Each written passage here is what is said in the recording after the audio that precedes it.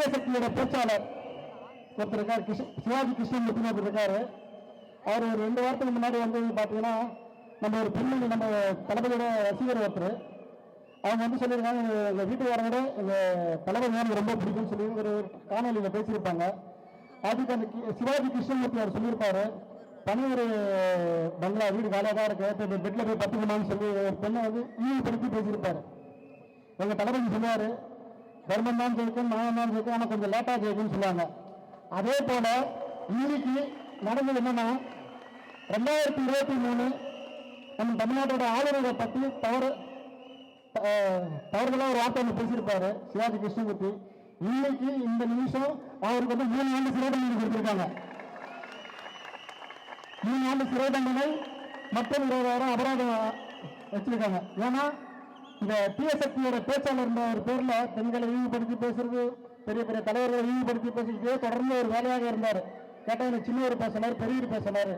எந்த பெரியவர் சின்னவர் பேசினாலும் 2026 சட்டமன்றத்தில் நாங்கள் தான் ஆட்சி அமைப்போம், எந்த ஒரு மாற்றமும் கிடையாது. அதுதான் எங்க தளபதி அவர்கள் வந்து எப்பவுமே வந்து பொறுமையான விஷயம் சாதிப்பாரு. அதே போல நாங்கள் அவரை பிடிச்சி ஜெயிலில் போறதுக்குள்ள இன்னைக்கு வந்து பாத்தீங்கன்னா அவரு ஆட்டோமேட்டிக்கா ஜெயிலில் போயிட்டாரு. ரொம்ப சந்தோஷம். எழும்பூர் நீதிமன்றத்துக்கு மனமார்ந்த நன்றியை வார்த்தை தெரிவிச்சுக்கிறோம். இந்த தொகுதியில வந்து நிறைய பிரச்சனைகள் இருக்கு. விஜயகுமார் சொல்லியிருக்கா போல, இந்த காவா பிரச்சனை இருக்கு, மழை பெய்ஞ்சா தண்ணி தேங்கி இருக்குன்னு சொல்லுவாங்க, இது நல்லா சொல்லியிருக்காங்க. இந்த தொகுதியோட அமைச்சர் வந்து பாத்தீங்கன்னா தாமா அன்பர் சார் அவர்கள், அவர் வந்து பாத்தீங்கன்னா எலெக்ஷன் வர சொல்ல தான் வந்து சும்மா நானும் வந்து பண்றேன் மக்களுடைய வந்து சும்மா இந்த ரீல்ஸ் போட்டு இருப்பாரு. நாங்கள் தானே ரீல்ஸ் போடுறோம், உண்மையாக உழைச்சி ரீல்ஸ் போடுறோம். நாங்களாம் சும்மா நானும் பேசுறேன் அப்படின்னா ரீல்ஸ் போடுறோம் நாங்கள் கிடையாதுமா. கேட்டால் 25 வருஷம் கட்சின்றாங்க. நாங்கள் கூட தான் 30 வருஷம் கஷ்டப்பட்டிருக்கோம், ரசிகர் மன்றத்துக்கு கஷ்டப்பட்டிருக்கோம். இந்த மாதிரி நான் ஊழல் பண்ண சம்பாதிச்சு செலவு பண்றோம் எதுவுமே கிடையாதுமா. எல்லாருமே அவங்களோட சொந்த பணம், எல்லாருமே எங்க கூட இருக்க எல்லாருமே ஆட்டோ டிரைவர், பெயிண்ட் அடிக்கிறவங்க, துணிக்கல்ல வேலை செய்யறவங்க இப்படிதான் இருக்காங்க. எல்லாருமே பணக்காரனோ கொடி சொன்னா கிடையாதுமா.